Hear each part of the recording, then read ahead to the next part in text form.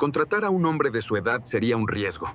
Dijo Rafael, ofreciéndole a Roberto solo una escoba, y las manos que dominaron motores por 40 años. Ahora barrían el polvo de la humillación ajena. Pero mientras limpiaba, Roberto encontró lo que nadie logró despertar, y cuando pidió una oportunidad, el despreciado dejó de ser invisible y nació una leyenda. Miren, yo les digo una cosa, la vida es una rueda que no para, y si uno no se agarra fuerte, lo bota. Y a mí me botó de la manera más fea, no por falta de talento, sino por falta de juventud. Yo soy Roberto, pero en este negocio de los motores siempre fui Don Roberto, el maestro. Durante 40 años, mis manos no conocieron otra cosa que el olor a diésel quemado, a aceite nuevo y a los fierros calientes que le dan vida a las máquinas. Yo no necesitaba una computadora para saber qué le dolía a un motor. Yo cerraba los ojos, ponía la mano en el bloque y el motor me hablaba. Me decía, maestro, me falta compresión en el cilindro 3, o Roberto, échame un ojo al carburador que ando medio ahogado. Pero los tiempos cambian, ¿verdad? El mundo se llenó de ingenieros jóvenes, con títulos colgados en la pared y una arrogancia que les salía hasta por las orejas. Ellos solo sabían de códigos de error y aparatos electrónicos. Yo sabía de alma, de paciencia, de cómo se aprieta un tornillo para que aguante un viaje de 3000 kilómetros sin fallar. Llegó un punto en que mi taller, que había mantenido a mi familia por décadas, ya no dio más la batalla. Las máquinas viejas se fueron jubilando y yo con ellas. Lo peor no fue cerrar, lo peor fue tener que ir a buscar trabajo. Y ahí es donde la historia se pone amarga, amigos. Fui a dar a la cochera más grande y moderna de la ciudad, el Rayo Mecánico. Paredes de cristal, pisos pulidos y un montón de chamacos, muchachos, con uniformes impecables que se movían de un lado a otro mirando pantallas. El dueño, un tipo llamado Rafael, no pasaba de los 30. Me recibió en su oficina, que parecía un quirófano del Olimpia. Don Roberto, me dijo sin mirarme a los ojos, revisando mi currículum que yo había escrito a mano. Aquí dice que usted fue dueño de su propio taller. 40 años de experiencia, ¿eh? 40 años de experiencia, Rafael, le contesté, sintiendo un nudo en la garganta. Yo no era un novato, era un maestro, buscando una oportunidad. Él se rió, una risa corta y seca, como si yo hubiera contado un chiste malo. Don Roberto, con todo respeto, el mundo cambió. Sus 40 años de experiencia son en motores que ya no circulan. Aquí usamos diagnósticos satelitales. ¿Usted sabe qué es un CAN bus? Yo sabía, claro que sabía, pero no le iba a dar la satisfacción de decírselo. Sé lo suficiente para arreglar lo que su computadora no sabe diagnosticar, dije con la voz firme. Rafael se puso de pie, cruzó los brazos y me miró de arriba a abajo, como si yo fuera un mueble viejo. Mire, don Roberto, le voy a ser honesto. Contratar a un hombre de su edad como mecánico principal sería un riesgo. Seamos prácticos, no tiene la velocidad, no tiene la energía y francamente no tiene la actualización. Mis sienes empezaron a palpitar. La humillación ya estaba ahí, flotando en el aire como el humo denso de un motor mal carburado. Pero, continuó él, como si me estuviera haciendo un favor divino, usted necesita el trabajo, ¿verdad? Y yo necesito que este lugar se vea presentable para mis clientes de lujo. Me ofreció el puesto de limpiador, de barrendero. Yo, Roberto, el hombre que una vez reparó la transmisión de un tráiler en medio de la carretera con solo un par de pinzas y un poco de alambre, iba a ser el tipo que recogía la mugre que dejaban estos chamacos inexpertos. Mi orgullo gritaba, me decía que me levantara y le dijera a Rafael que se metiera a su taller por donde le cupiera. Pero entonces recordé la cara de mi hijo, Miguel, que estaba a punto de entrar a la universidad, y recordé el alquiler que no perdonaba. Tragué saliva. Acepto, dije, y sentí que me rompía por dentro. Así empecé mi nueva vida. De lunes a sábado, en lugar de manejar la llave de torque, manejaba la escoba y el recogedor.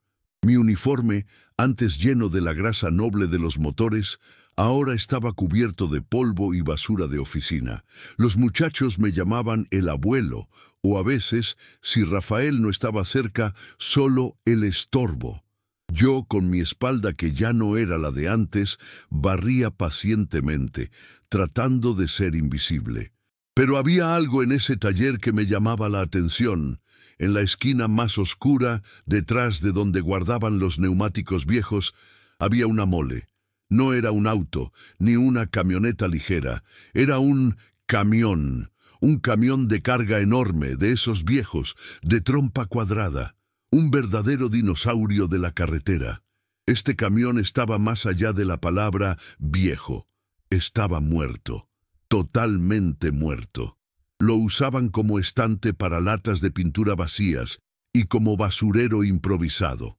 Las llantas estaban desinfladas y agrietadas, el vidrio delantero roto y el metal, donde no estaba cubierto de óxido, estaba rayado y grafitado. Lo llamaban el muerto. Rafael decía que lo compraron a precio de chatarra hace años, con la idea de usar algunas piezas para otros proyectos, pero que era tan viejo y específico que no servía para nada. Solo estaba ahí, ocupando espacio y esperando ser cortado con soplete para vender el metal. Mi trabajo de barrendero incluía, por supuesto, limpiar la cabina de El Muerto. Era una tarea desagradable. Tuve que sacar nidos de ratones, botellas vacías y un montón de papeles viejos. Y mientras limpiaba, algo pasó. Yo no podía evitarlo. El mecánico dentro de mí, el maestro que Rafael había intentado enterrar bajo una pila de basura, empezó a despertar. Al limpiar el tablero, noté que, aunque oxidado, era un tablero robusto. Al sacar el asiento roto, vi la placa de identificación del chasis. Era un International Harvester del 79, una bestia. No tenía la electrónica de hoy, pero tenía un motor que, si estaba entero, era indestructible. Un día, mientras limpiaba la parrilla, me agaché y miré el motor, un V8 diésel, que parecía haber sido abandonado en un pantano. Estaba cubierto de 10 años de polvo y telarañas. Pero noté algo. El bloque parecía estar intacto. Y aunque la bomba de inyección estaba desconectada y los inyectores parecían momias, el motor tenía presencia. Rafael y sus jóvenes ingenieros lo veían como un montón de fierro. Yo lo veía como un corazón dormido. Me pasé la semana entera, mientras Rafael estaba en reuniones, dedicando mis 10 minutos de descanso a mirar el motor. No lo tocaba, solo lo miraba. Recorrí con la vista cada tubería oxidada, cada conexión suelta. Mi mente, que estos jóvenes consideraban obsoleta, era mi mejor herramienta. Mi mente empezó a armar el rompecabezas. Recordé los manuales de esos International viejos. Recordé el orden de encendido, el tipo de aceite que necesitaban, la presión exacta de las válvulas. Era como si mi cerebro fuera una biblioteca polvorienta y el muerto acabara de pedir el libro más importante. El día de la gran humillación final llegó un viernes por la tarde. Rafael estaba con 2 de sus principales mecánicos, 2 chamacos llamados Luis y Felipe, ambos con sus diplomas brillando. Estaban justo al lado de El Muerto, discutiendo sobre el costo de la chatarra. «Ya le saqué la cotización», dijo Luis, tecleando en su tableta. «Si lo cortamos y lo vendemos por peso, sacamos unos $3,000, Rafael». $3,000 es basura, respondió Rafael frustrado. «Es un camión de 20 toneladas. Debería valer más». «Es que nadie quiere este fierro viejo, jefe. Es un modelo que ni siquiera tiene repuestos en el mercado. Es una reliquia inútil». Yo estaba barriendo a unos metros de distancia, pero no pude evitar escuchar, y no pude evitar hablar. Fue un impulso.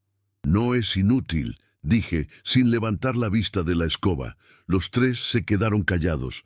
Rafael giró lentamente y me miró con desprecio. «Perdón, don Roberto, ¿está usted opinando sobre la contabilidad de la empresa? Le recuerdo que su trabajo es recoger el aserrín, no ser metiches».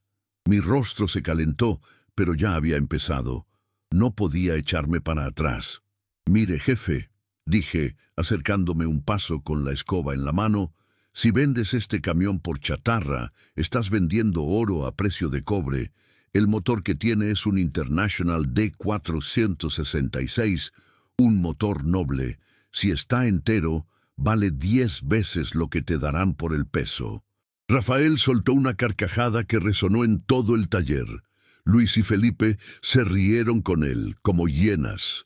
«¿Escucharon, muchachos? Don Roberto, el barrendero, nos está dando una lección de mecánica pesada», se burló Rafael. «¿Usted cree que no revisamos ese motor? Tiene el óxido de 3 inviernos, no tiene ni mangueras, no tiene batería. Es un ataúd sobre ruedas. Le falta todo, sí», admití, «pero el bloque está bien, y lo que le falta se puede conseguir o adaptar».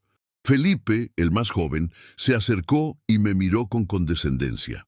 «Don Roberto, ¿sabe por qué este camión está aquí? Porque es un rompecabezas sin manual. No hay diagramas eléctricos para esta antigüedad. Usted tendría que saber de memoria cómo ensamblar esa bomba de inyección. ¿De verdad cree que a su edad su memoria le da para eso?». Esa fue la gota que derramó el vaso. No me dolió que me llamara viejo, sino que dudara de lo que era mi vida, mi conocimiento. Dejé la escoba a un lado. Miré a Rafael directamente a los ojos. «Mi memoria es lo único que no se oxida, muchacho. Y sí, sé cómo se ensambla ese motor, sé hasta el número de vueltas que lleva cada tornillo». Rafael se puso serio. Vio mi determinación y se dio cuenta de que si me dejaba hablar, el resto de los mecánicos que me miraban de reojo podrían empezar a creer en el viejo.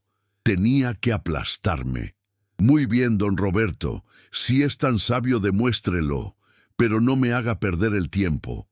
Se le ocurrió una idea cruel diseñada para humillarme definitivamente y deshacerse de mí sin pagar la liquidación. «Hagamos una apuesta», dijo con una sonrisa maliciosa. «Usted dice que este camión tiene vida. Yo digo que es chatarra», señaló el camión.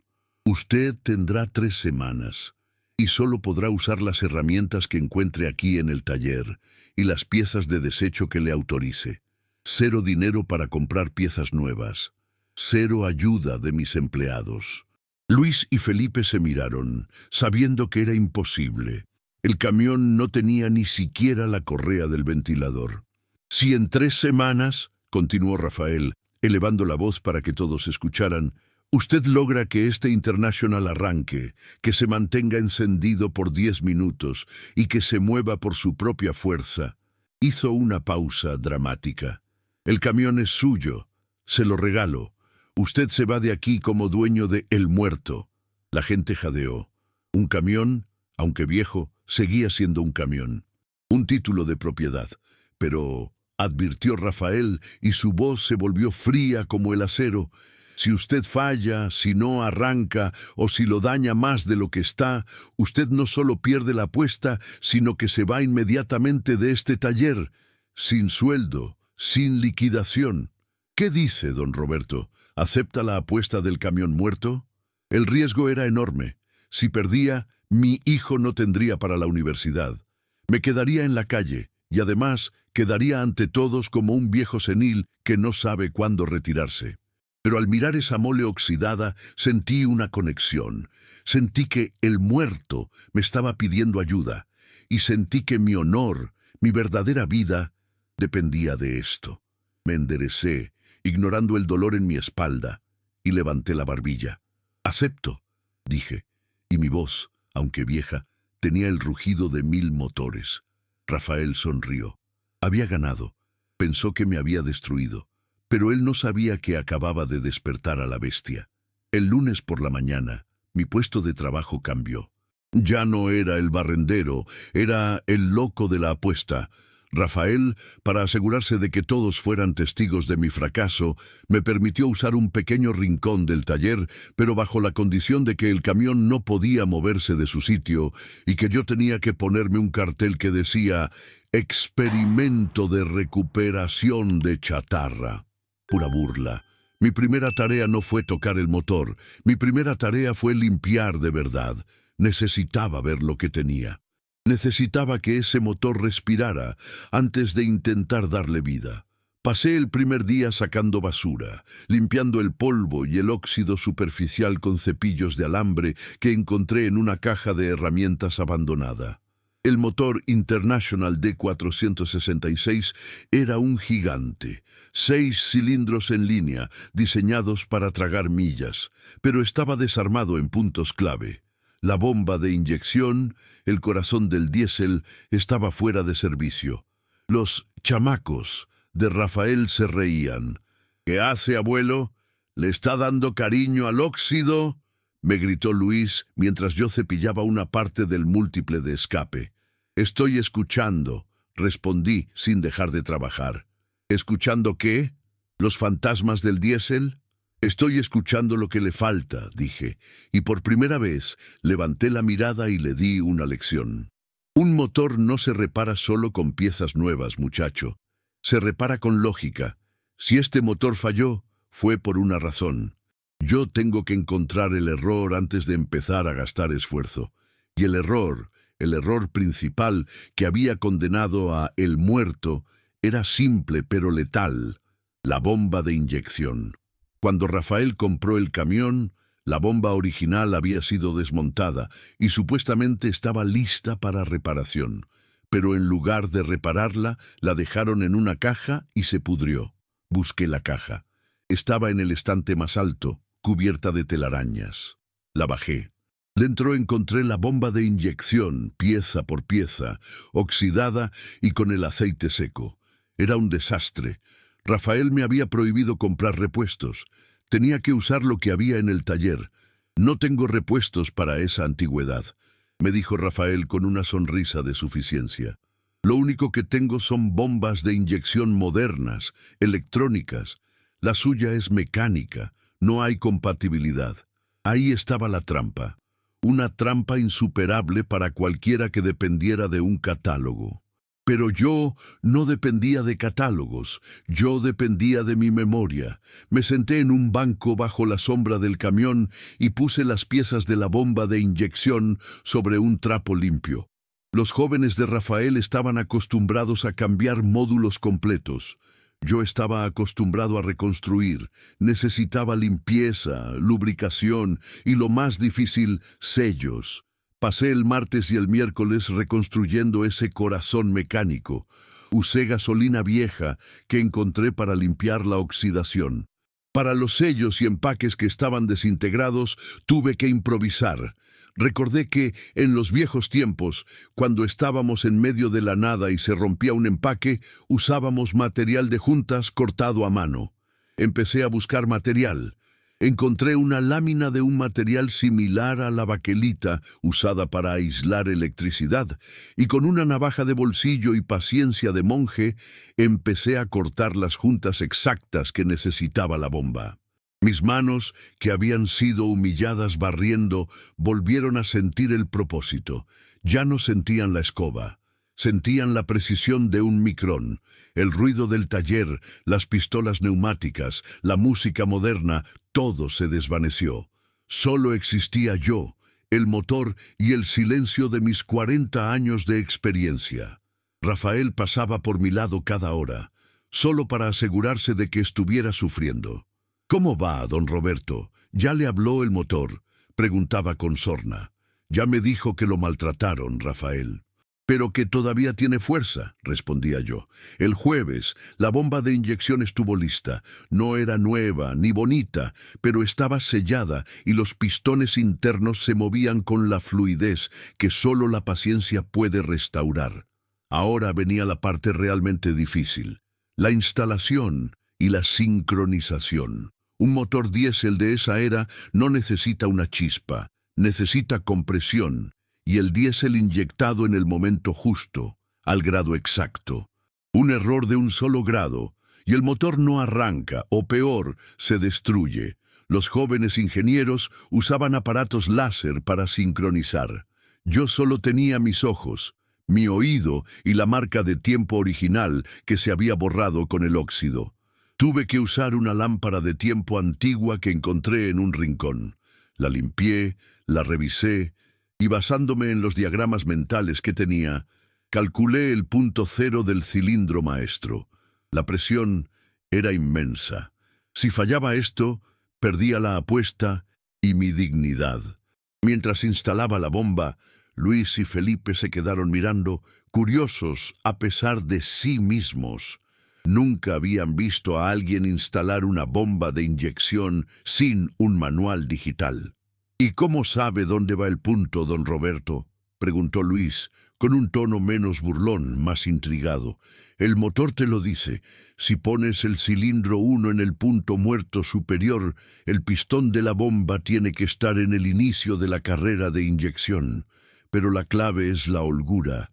Si lo pones muy apretado, arranca pero humea. Si está muy flojo, no tiene fuerza. Ajusté la bomba, apreté las tuercas de la base, sintiendo el torque con la muñeca, no con un medidor digital. Un maestro siente el metal. Llegó el fin de la primera semana. Me quedaban 14 días. Había reconstruido el sistema de inyección, pero el camión seguía siendo un esqueleto sin corazón. Necesitaba combustible, aire y electricidad. El tanque de diésel estaba lleno de lodo. Tuve que drenarlo y limpiarlo, usando mangueras viejas de otros camiones para improvisar una línea de combustible temporal que iba a un pequeño bidón limpio. La electricidad era un problema grave. El cableado original estaba destrozado. «No va a poder con eso, abuelo», me dijo Felipe. «El cableado es un desastre. Hay ratas que se comieron medio circuito». «Las ratas solo comen el plástico», respondí. «El cobre sigue ahí. Solo necesito aislarlo y reconectarlo». Y así pasé el fin de semana, trabajando sin descanso porque el tiempo corría, metido bajo el tablero, sintiendo el dolor de mi cuello y la irritación en mis ojos, pero con la satisfacción de estar usando mi verdadero talento. No tenía un diagrama de cableado. Tenía que recordar el código de colores de International Harvester de los 70. Rojo para poder, negro para tierra, azul para luces, amarillo para ignición. Reconecté el interruptor principal, el solenoide de arranque y, crucialmente, los calentadores del motor. Esos diésel viejos no arrancan en frío sin ayuda. El lunes, el camión tenía un sistema eléctrico funcional, aunque feo. Rafael estaba visiblemente molesto. El hecho de que yo estuviera progresando, aunque fuera lento, arruinaba su espectáculo. «¿Y la batería, don Roberto?», me preguntó señalando la caja vacía. «No va a arrancar con fe». Tenía razón. Necesitaba una batería potente. «¿Puedo usar una de las baterías viejas de repuesto que tienen por allá?», pregunté, señalando un estante donde guardaban baterías que ya no retenían bien la carga. «Úsela, pero si daña algo, es su problema», dijo Rafael, seguro de que una batería débil no movería ese motor gigante. Encontré 2 baterías de 12 voltios, ambas medio muertas, pero en ese camión el sistema es de 24 voltios. Las conecté en serie, limpié los terminales con bicarbonato de sodio y las puse a cargar lentamente. Para el martes de la segunda semana ya estaba listo para el primer intento de arranque. Solo me faltaba una cosa: el aire. El filtro de aire estaba podrido. Lo saqué. Necesitaba un filtro nuevo, o al menos algo que impidiera que entrara polvo al motor. Encontré un filtro de un modelo de camión moderno que era demasiado grande. Usé una lámina de metal de desecho y mi navaja para cortar y doblar el metal, creando un adaptador provisional que permitiera al filtro moderno encajar en la entrada antigua. Cuando terminé, me paré frente al motor. Todo era improvisación. Era feo, era viejo, pero era mío. Era la culminación de un conocimiento que no se aprende en las escuelas. El taller entero se detuvo. Todos los chamacos, incluso Rafael, se acercaron. Querían ver el espectáculo del fracaso del viejo. ¿Listo para la vergüenza, don Roberto?, preguntó Rafael. Listo para el rugido, Rafael, dije. Me subí a la cabina. El asiento era solo un esqueleto de resortes, pero no importaba. Puse la llave improvisada en el switch de ignición. La cabina olía a viejo diésel, a óxido y a la esperanza desesperada de un hombre. Giré la llave. Un clac resonó. El motor de arranque giró, lento, pesado, como si estuviera despertando de un sueño profundo. ¡Rum! El motor giró una vez, 2 veces. Y luego silencio. Rafael se rió a carcajadas. Fallo, un completo y rotundo fallo. Yo no me moví. Yo no había terminado. Yo sabía que iba a pasar eso. El diésel no es gasolina. Necesita calentarse. Giré la llave de nuevo, pero esta vez la mantuve en la posición de calentador por 30 segundos, escuchando el siseo de las bujías incandescentes. 30 segundos de tensión. 30 segundos donde mi vida profesional colgaba de un hilo de cobre oxidado. Finalmente, giré la llave a la posición de arranque. El motor de arranque gimió, luchando contra la compresión. Y entonces sucedió. ¡Bom! Un estallido, seguido por una columna de humo negro y denso que salió disparada por el tubo de escape improvisado. El motor tosió, tembló, y luego, con un rugido que hizo vibrar las ventanas del taller, el International D466 despertó. No era un ronroneo, era el bramido de una bestia que había estado dormida por años. Era el sonido de la potencia bruta, del diésel quemándose con furia. El camión temblaba, el humo negro se disipó y fue reemplazado por un humo azulado, señal de que el aceite viejo estaba quemándose en las cámaras, pero estaba encendido, estaba vivo. Yo me quedé sentado en la cabina, respirando hondo el olor a diésel que amaba, sintiendo la vibración en el volante.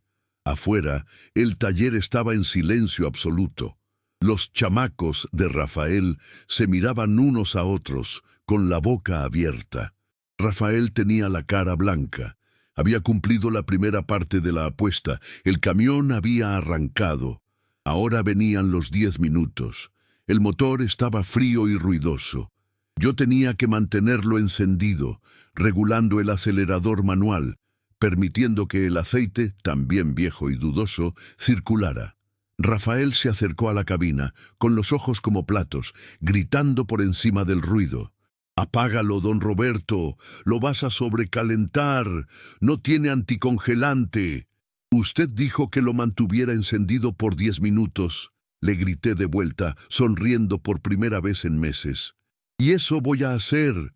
Y allí estuve, por 10 minutos eternos, con el camión rugiendo, con el motor International, demostrando que la experiencia y la paciencia valen más que cualquier título universitario.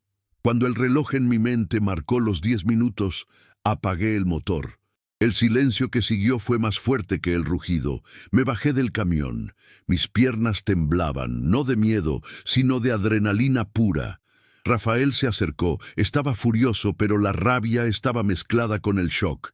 «Fue suerte de principiante», espetó. «El motor iba a explotar. No tiene frenos, no tiene dirección».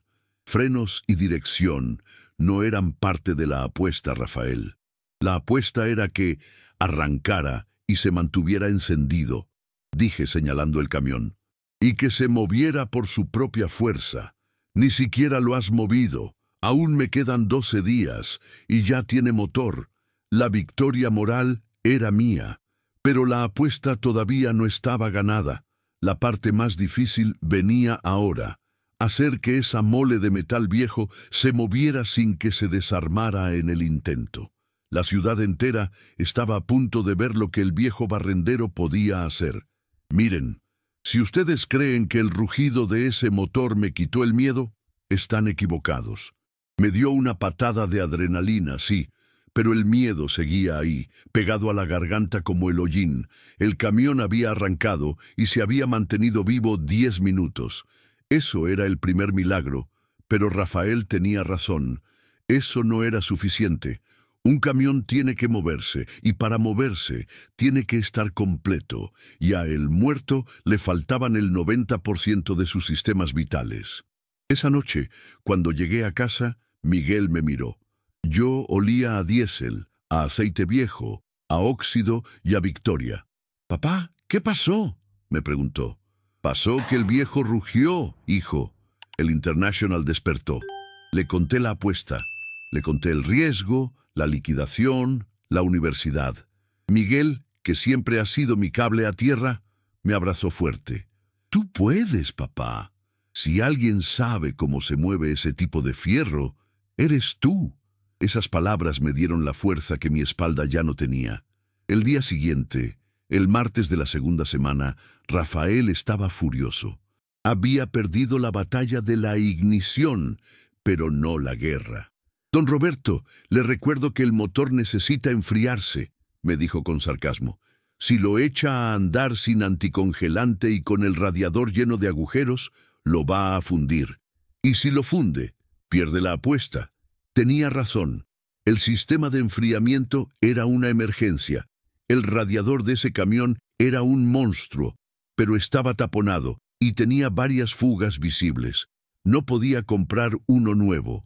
Mi primera tarea fue drenar lo que quedaba en el sistema, un lodo marrón y espeso que olía a pantano. Luego tuve que destapar el radiador. «¿Qué va a usar, abuelo? ¿Un destapacaños?», se burló Felipe. «Voy a usar lo que usábamos en la época en que las carreteras no tenían talleres cada 100 kilómetros», dije. Y lo que usé fue vinagre y bicarbonato. Encontré un galón de vinagre viejo que usaban para limpiar el piso de la oficina. Llené el radiador con agua y el vinagre. Encendí el motor por 5 minutos, solo para calentar el líquido, y lo dejé reposar.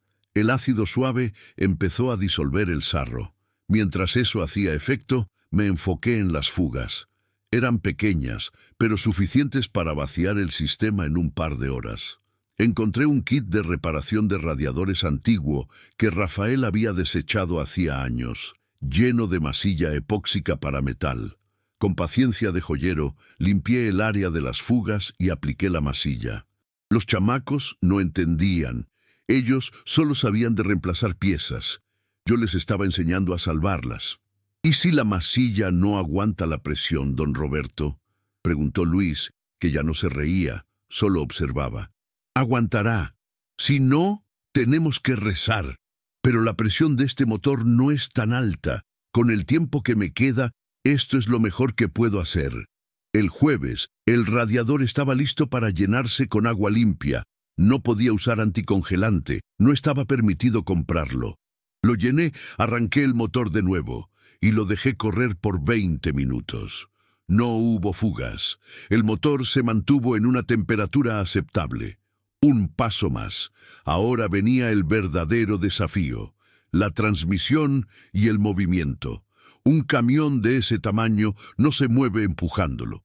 Y si la transmisión estaba pegada o el embrague, clutch, muerto, no iba a ganar.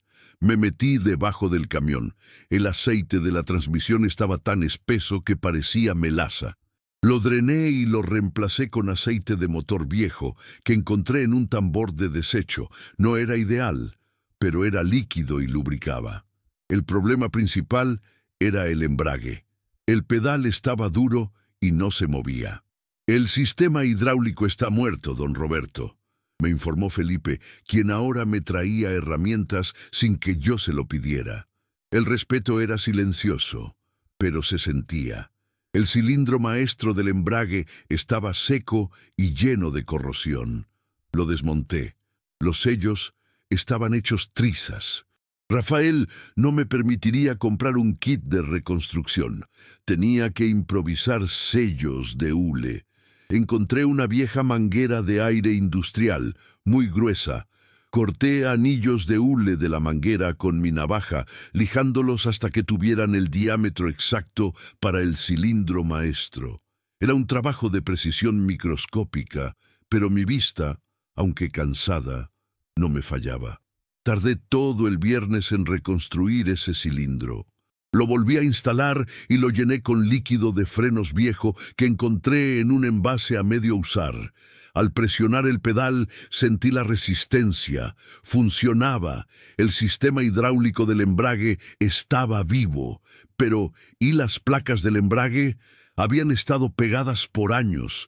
Me subí a la cabina, arranqué el motor, el International rugió, pisé el embrague, metí primera y solté el embrague lentamente. El camión se sacudió, tosió, pero no se movió. Las placas estaban pegadas al volante. El taller entero observaba. Rafael estaba cerca, sonriendo. Si no se movía, perdía. «El embrague está pegado, don Roberto», gritó Rafael. «Necesita desmontar la transmisión. Eso le tomará una semana. Y no tiene las herramientas.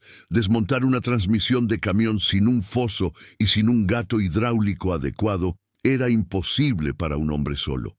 Tenía que usar un truco de la vieja escuela, un truco que solo se usa cuando no hay otra opción y se está dispuesto a arriesgar un poco de metal.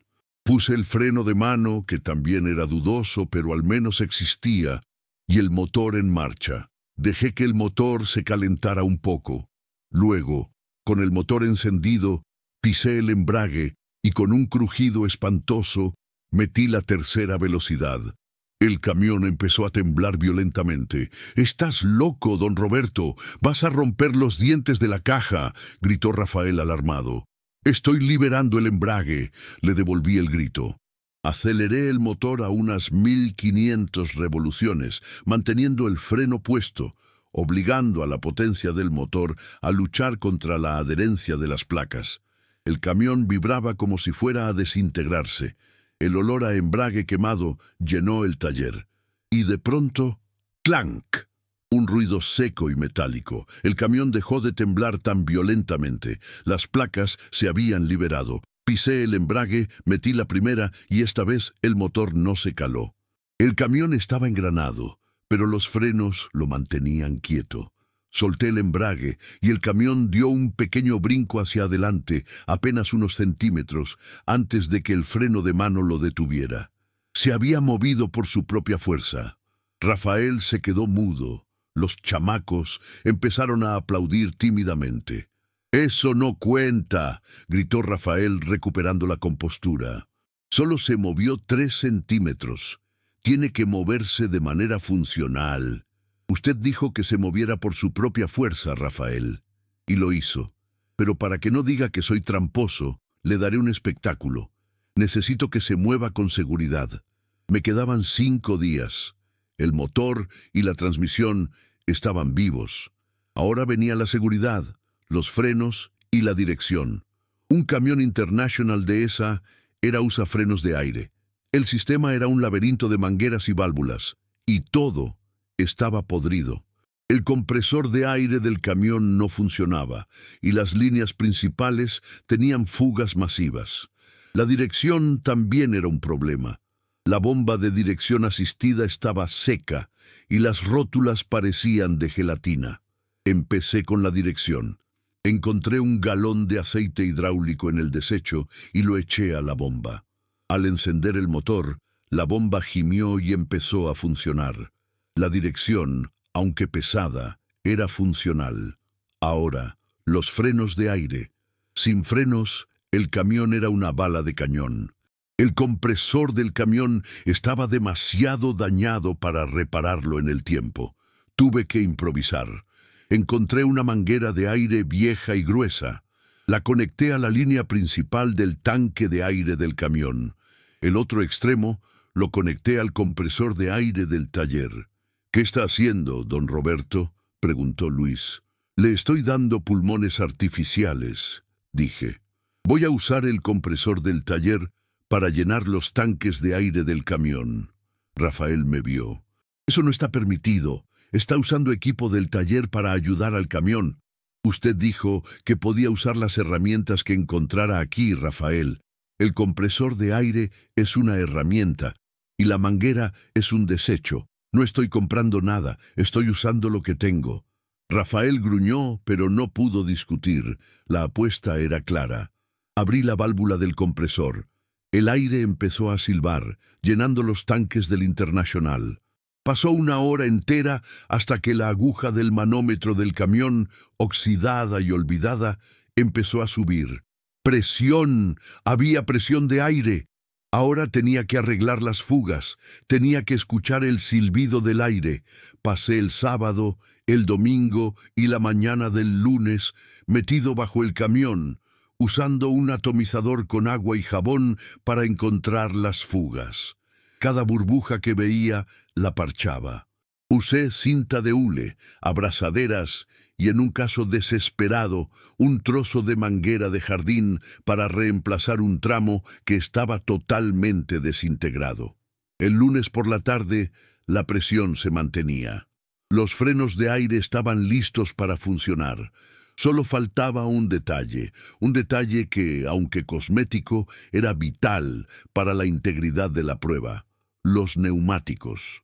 Las llantas traseras duales estaban desinfladas y agrietadas.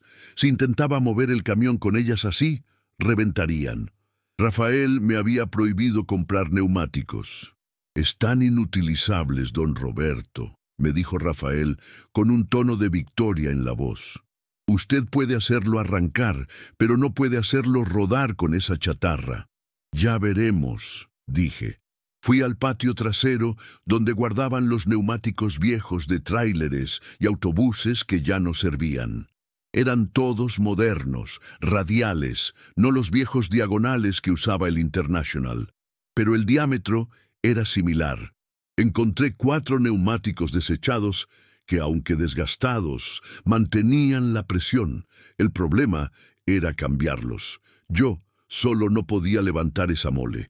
Ahí fue donde la actitud de Luis y Felipe cambió por completo. El martes por la mañana, mientras yo intentaba usar el gato hidráulico pequeño para levantar el camión, una tarea ridícula y peligrosa, Luis y Felipe se acercaron.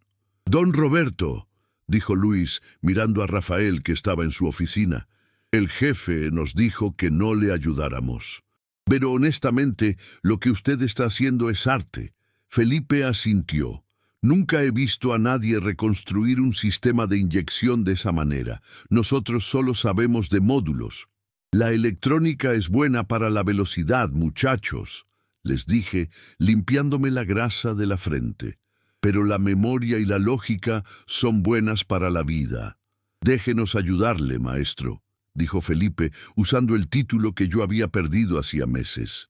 En menos de una hora, y usando el equipo de montaje de neumáticos, que Rafael no podía prohibir, ya que era una herramienta del taller, Luis y Felipe me ayudaron a montar y equilibrar los 4 neumáticos de repuesto en los rines traseros.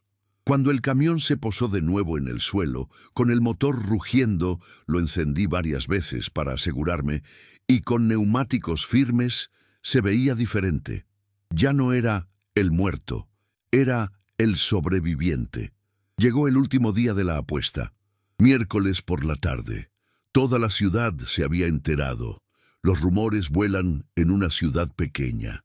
El viejo barrendero que va a arrancar el camión muerto. La prensa local estaba afuera, aunque Rafael no los había dejado pasar. Había una docena de personas asomándose por la entrada de El Rayo Mecánico. Rafael estaba pálido, vestido con su uniforme impecable. Tenía a su abogado a su lado, buscando cualquier resquicio legal para anular la apuesta. «Don Roberto, le recuerdo las condiciones. El camión debe moverse por su propia fuerza, sin ayuda, y demostrar que es funcional». «Lo sé, Rafael, y lo va a hacer». Me subí a la cabina. El motor International D466 estaba caliente. El olor a diésel limpio, gracias al sistema de inyección reparado, era embriagador. Pisé el embrague, suave, sin esfuerzo. Metí la primera velocidad. El camión tembló. Solté el embrague lentamente, y esta vez el International empezó a rodar hacia adelante con una suavidad que no le correspondía. Avancé unos 5 metros. El camión se detuvo cuando pisé el embrague y el freno. Luego di marcha atrás, en reversa, otros 5 metros. La multitud afuera empezó a gritar.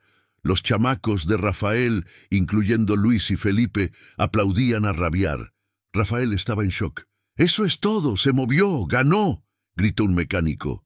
«¡Un momento!», intervino Rafael con voz estridente. «Solo lo movió en línea recta. Tiene que demostrar que puede girar y tiene que probar los frenos». Me reí fuerte, el sonido ronco de un hombre que ha recuperado su dignidad.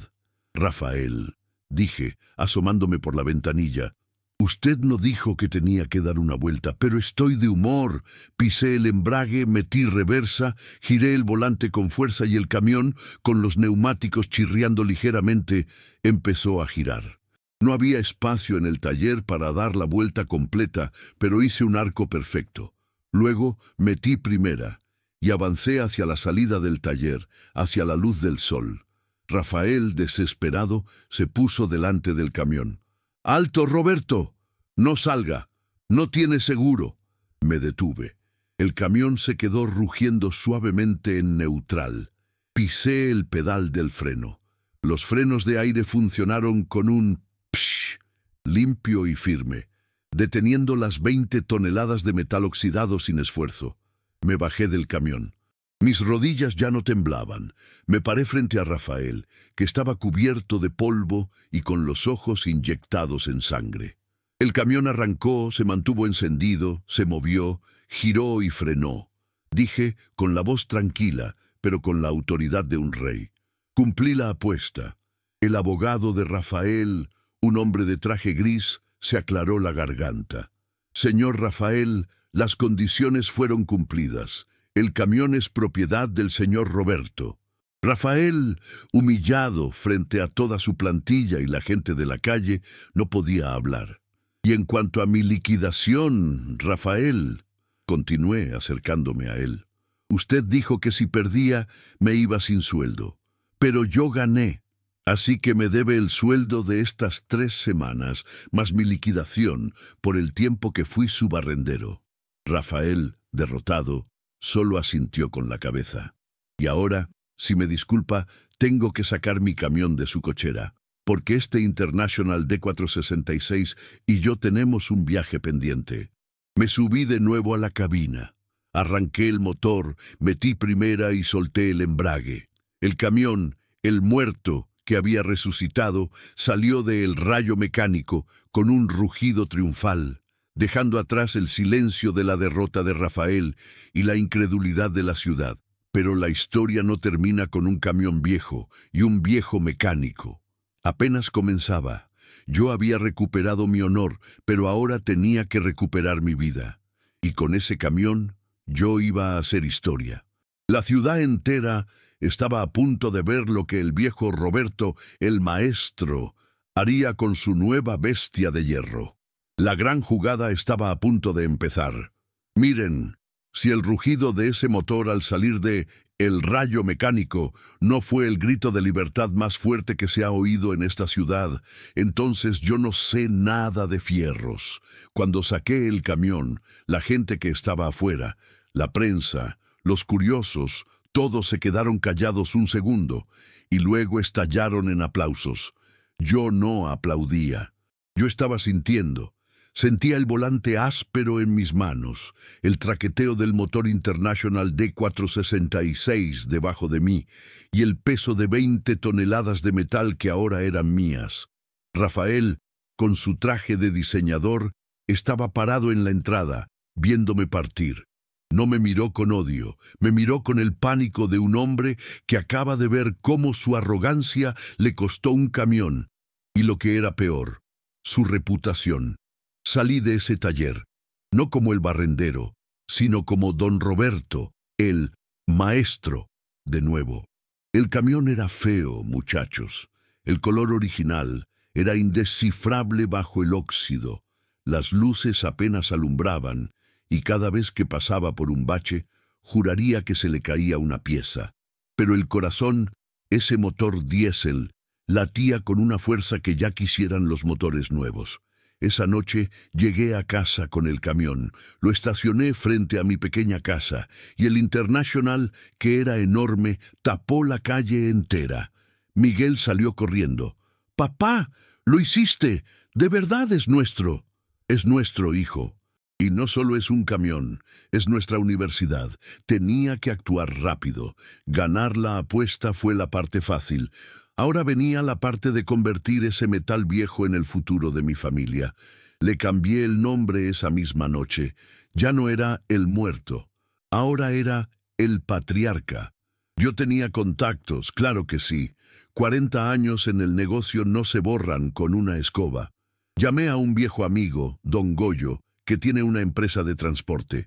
Goyo, soy Roberto. ¿Te acuerdas de mí?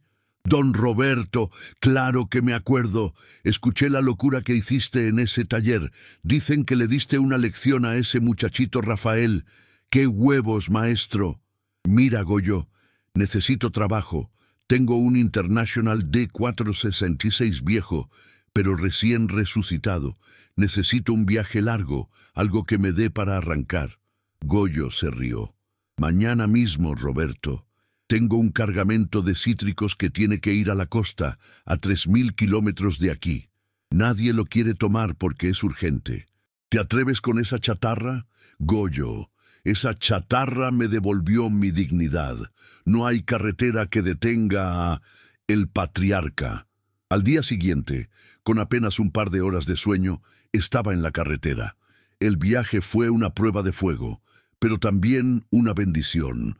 3000 kilómetros de puro diésel, calor y vibración. El camión, como era de esperarse, dio problemas. A las pocas horas, una de las mangueras de aire que había improvisado se reventó con la presión. Me detuve en medio de la nada. Un ingeniero moderno hubiera llamado a un servicio de grúa, esperando por un repuesto que quizás tardaría días en llegar. Yo no. Yo abrí mi caja de herramientas, que ahora contenía mi navaja, un rollo de alambre y mi fe. Encontré un trozo de cámara de neumático viejo, lo corté y lo usé para parchar la manguera de aire, asegurándolo con abrazaderas improvisadas hechas de alambre retorcido. El sol me quemaba la nuca, pero mientras trabajaba sentía esa alegría profunda que solo da el saber que uno es indispensable, que las manos saben más que cualquier manual. En ese viaje, el patriarca y yo nos conocimos de verdad. Aprendí a qué temperatura le gustaba correr, cómo sonaba el motor justo antes de que la bomba de combustible se quejara y cuánta agua consumía el radiador cada 500 kilómetros. En 5 días llegué a la costa. Entregué la carga a tiempo y el pago que recibí fue el más dulce de mi vida. No solo era un buen dinero, era dinero ganado con mi conocimiento, con mi sudor y sin que nadie me humillara. Ese pago, amigos, fue el primer ladrillo de nuestro nuevo futuro. Llamé a Miguel desde un teléfono de carretera. «Hijo, ya estoy de vuelta. ¿Cuánto es lo de la matrícula de la universidad?» Me dio el número. Yo saqué mi fajo de billetes, conté el dinero y me sobró. «Listo, Miguel.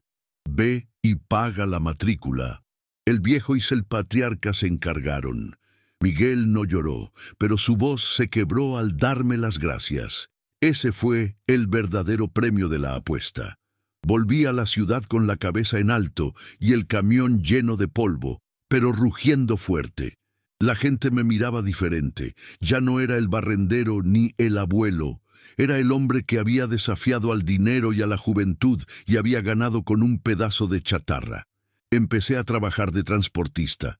Recogía materiales de construcción, hacía fletes entre ciudades. El patriarca era lento, ruidoso, pero era un caballo de batalla. Nunca fallaba porque yo lo cuidaba como a un hijo. Pero yo soy mecánico, no camionero. Mi verdadera vocación estaba en el taller. Yo no quería volver a ser el dueño de un taller viejo y endeudado. Yo quería construir un legado. Hablé con Miguel. Él estaba estudiando ingeniería mecánica con la cabeza llena de computadoras y diagnósticos modernos. «Miguel, quiero que tú y yo abramos un taller, pero no como el mío, ni como el de Rafael. ¿Cómo, papá? Un taller que combine lo tuyo y lo mío. Tú pones la electrónica, yo pongo la lógica. Tú pones la velocidad, yo pongo la paciencia. Un taller donde no le tengamos miedo a un motor viejo ni a uno nuevo, donde reparemos lo que nadie más quiere tocar. Con el dinero que gané con el patriarca y con la liquidación que Rafael, a regañadientes, tuvo que pagarme, renté un local pequeño pero bien ubicado al otro lado de la ciudad, lejos de la pulcra arrogancia de El Rayo Mecánico. Lo llamamos el taller del patriarca, no solo por el camión, sino porque yo sería el patriarca de un nuevo tipo de mecánica. Mi primer cliente fue un viejo conocido, don Memo, que tenía un autobús escolar que nadie podía hacer arrancar.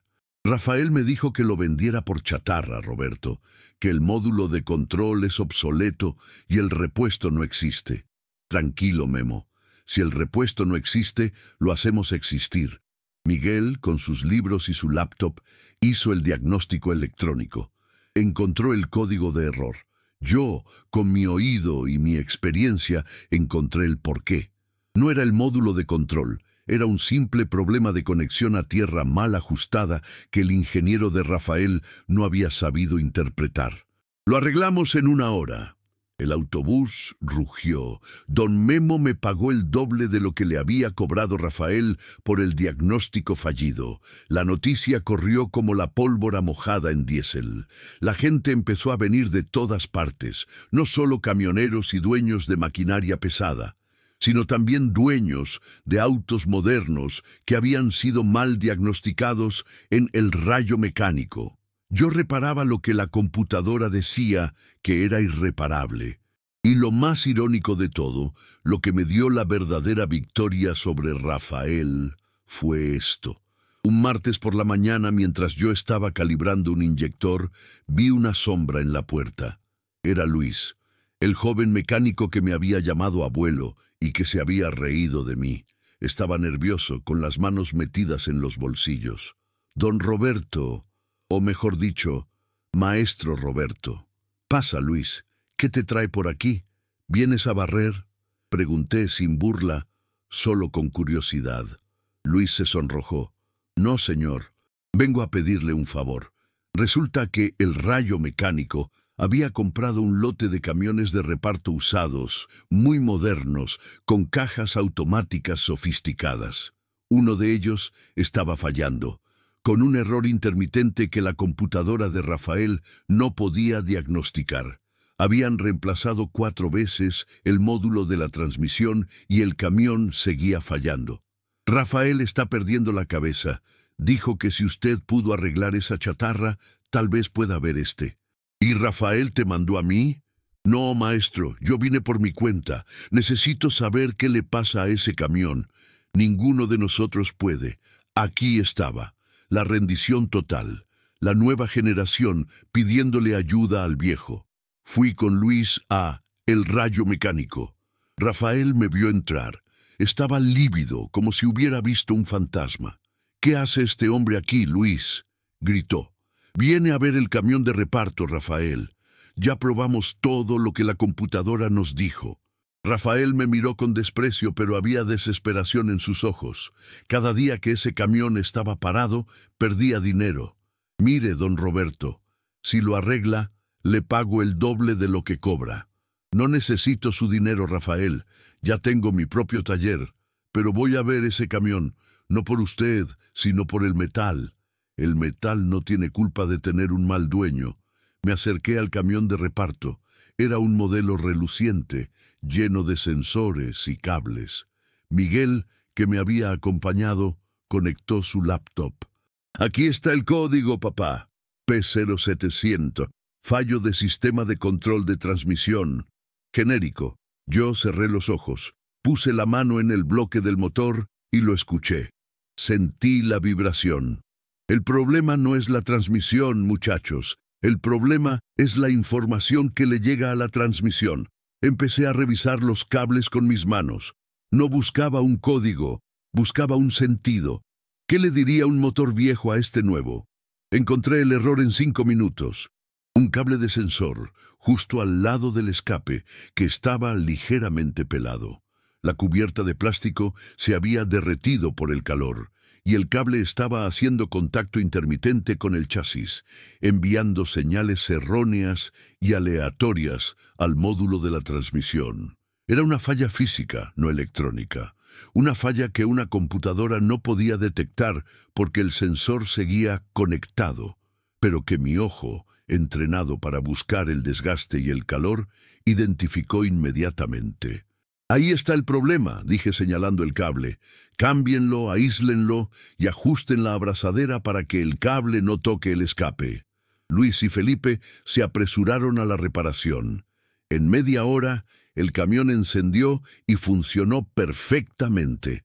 Rafael me miró, no con gratitud, sino con la comprensión de su fracaso. Había invertido en tecnología, pero había olvidado que la mecánica es un arte que requiere experiencia. «¿Cuánto le debo?», preguntó Rafael con la voz apagada. «Nada», dije dándome la vuelta. «La lección es gratuita, Rafael. La próxima vez no humille al que sabe más que usted. Y dígale a sus ingenieros que un buen mecánico no solo mira la pantalla, sino que también se ensucia las manos». Salí del rayo mecánico con Miguel a mi lado, dejando atrás a un Rafael completamente destruido. Hoy, el taller del Patriarca es un éxito. Miguel, ya graduado, usa la tecnología como debe ser, una herramienta, no un reemplazo de la lógica. Yo soy el maestro, el consultor, el hombre que le da el toque final a lo que nadie más puede arreglar. Y el Patriarca, el viejo International D466. Lo restauré por completo, pintándolo de un color azul fuerte. Lo tengo estacionado frente al taller, no como una herramienta de trabajo, sino como un monumento. Es un recordatorio constante de que la experiencia no caduca, que la edad te puede quitar la velocidad, pero te da la sabiduría. Y que no importa cuán bajo caigas, si tienes conocimiento y dignidad, siempre puedes volver a arrancar y rugir. Miren, yo les digo una cosa, la vida, como un motor diésel viejo, puede toser, puede fallar y puede oxidarse. Pero si el bloque está entero, si el corazón todavía late, y si hay alguien con la paciencia y el conocimiento para poner las piezas en su lugar, esa máquina siempre va a arrancar de nuevo. Y lo que pasó después de que ese viejo camión se movió, no solo me cambió a mí, sino que le enseñó a toda la ciudad que la chatarra de un hombre puede ser el tesoro de otro, y que la verdadera arrogancia es creer que se puede reemplazar a un maestro con una computadora. Ahora, si me disculpan, tengo un motor que me está llamando. Dice que le duele el carburador, y yo necesito ir a escucharlo. Gracias por escuchar mi historia. Y recuerden, nunca dejen que nadie les diga que son demasiado viejos para rugir. Y así terminamos esta historia, mi querida familia. Si te llegó al corazón, déjamelo saber en los comentarios. Comparte este video con alguien que lo necesite y no olvides suscribirte y activar la campanita para seguir acompañándonos en estos caminos del alma. Les mando un abrazo fuerte, lleno de cariño. Hasta la próxima y recuerda, los héroes invisibles están más cerca de lo que imaginas.